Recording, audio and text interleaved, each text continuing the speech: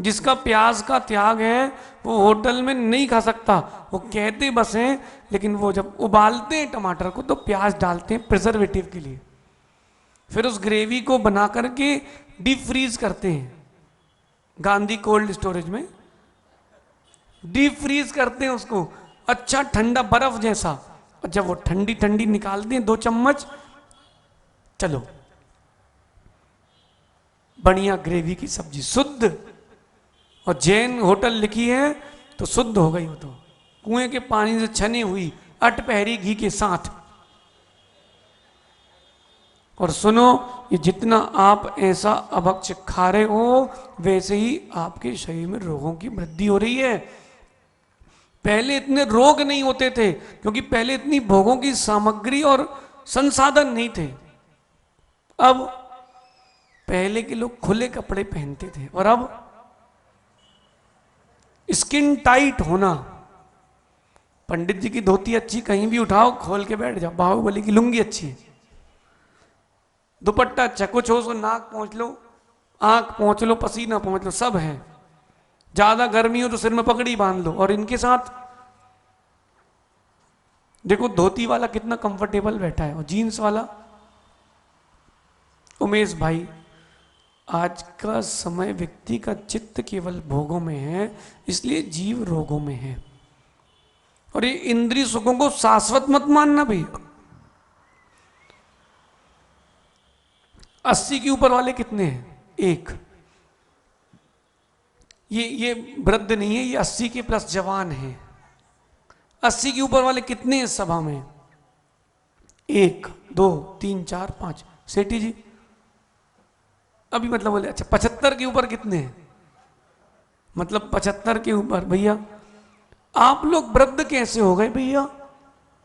इतना इंद्रिय सुख मिला आप लोगों को, ठंडा ठंडी में गर्मी मिली, गर्मी में ठंडक दी गई, बरसात में छाता लगाया गया, जब जो बोला वो खाने के लिए चीज मिली, फिर भी वृद्ध क्यों हो रहे हो? बोलो अभी है। देखो दादाजी को देख लो बेटा, भविष्य तुम्हारा वैसा ही है। हाँ अनुज, और उनसे कहना देख लो आपका भूतकाल ऐसा ही था। हाँ हाँ, अरे 1 मिनट के लिए सोचो तो कि आपने शरीर को सब कुछ दिया है फिर भी धोखा दे गया। क्या होता है? अमित भैया एक अंदर की बात बता रहे हैं। जब आप किसी के लिए सब कुछ करो और आप आखिरी में आपको वो ऐसा बाहर कर दे, जैसे कोई बता रहा था एक व्यक्ति ने मंदिर बनवाया, सब कुछ करवाया, क्यों भरत भाई? जब ट्रस्ट कमेटी बनी तो उसको बाहर कर दिया। कोई बता रहा था जंगल में, है ना स्वतंत्र भाई, आप बता रहे थे। ऐसे ही अपन ने सब कुछ किया और आपको उठा के बाहर कर दे तो कैसा लगता है? फिर मन में आता है अरे यार धोखा दे गया। इस शरीर से कह देना हट, धोखा दे गया यार, इसको इतना सब कुछ दिया फिर भी धोखा दे गया। तो शरीर कहता सुनो मेरी कोई गलती नहीं है। सपरम बाधा संयम विच्छिन्नम बंध कारणम विस्मम जम इंदिये लद्धम तम सौकम दुख मेवता। तम सौकम दुख मेवता। आपको लग रहा है इंद्रिय सुख शाश्वत है, बिल्कुल नहीं है, किंचित मात्र भी नहीं है। सपरम बाधा संयम, स्व और पर के द्वारा उसमें बाधा उत्पन्न होती है, होती है। आजाद जी ये मत सोचना कि अगर छोड़ दूंगा तो पेट साफ नहीं होगा, होगा, सब साफ होगा। खाते रहो खाते रहो, अपने आप जाओगे, पेट थोड़ा ना रखेगा। सारा खेल यहां का है। कहां का? सारा खेल यहां का है। तरुण भैया 2 भैया भगवान बनने निकल गए, 2 भाई वहीं रह गए, क्यों? सारा खेल कहां का है? सारा खेल यहां का है। छुट्टू तुम 2 जुड़वा हो, एक हमारे साथ तो चलो, सारा खेल यहां का है। ये पंडित जी जुड़वा बैठे युगलिया, अगर दो ही महाराज बन जाए तो क्या आनंद आए। लोग बोले यार वो ही महाराज जी दोबारा आ गए, और कहीं एक के बाद एक निकले तो बोले अभी तो आए थे। बोले क्या कर रहे हैं।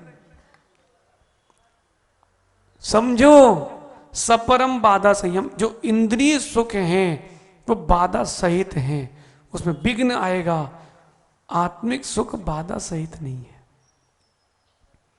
विच्छिन्नम, विच्छिन्नम का क्या मतलब पंडित जी है? क्षण क्षण में जाता है, क्षण क्षण में जाता है। कल भोजन किया था अपन सबने, आज फिर इच्छा हो रही कि नहीं? सोया था कि नहीं रात को, फिर हो रही कि नहीं? विच्छिन्नम बंद कारणम, हो बंद का कारण है।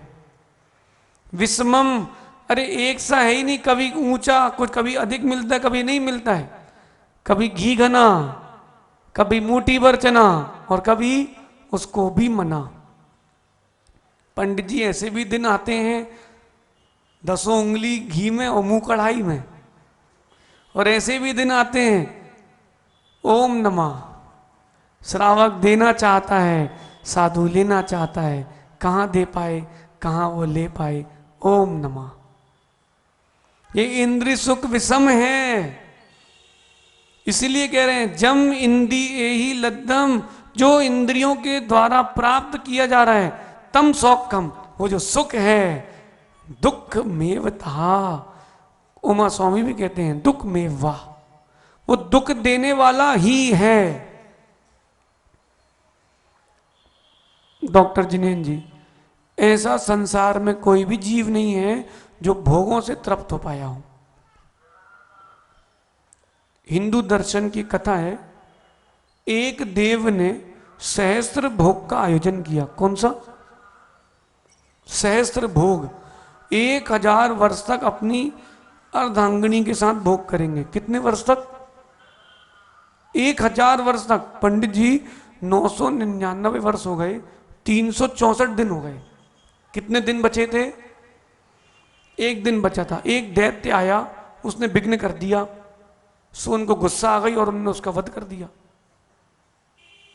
जब वो कथानक हमने पढ़ा तब मन में एक बात आई, पंडित जी इतने सारे वर्ष निकल गए, एक दिन के पीछे इतना क्लेश। ये ग्रंथ है धर्म परीक्षा, क्या नाम था? एक प्राकृत में ग्रंथ है हरिभद्र सूरी का, लॉकडाउन के समय पढ़ा था, याद है आपको? मुरैना वाले पंडित जी लाए थे, उन्होंने कहा था महाराज जी का करेक्शन है, आप एक बार देख लो। मूर्खों की कथा लिखी थी उसमें, तो उसमें लिखा था भैया ऐसे भी होते क्या कि तृप्त नहीं हुए। भैया भोगों से कभी कोई तृप्त ना हुआ था, ना है।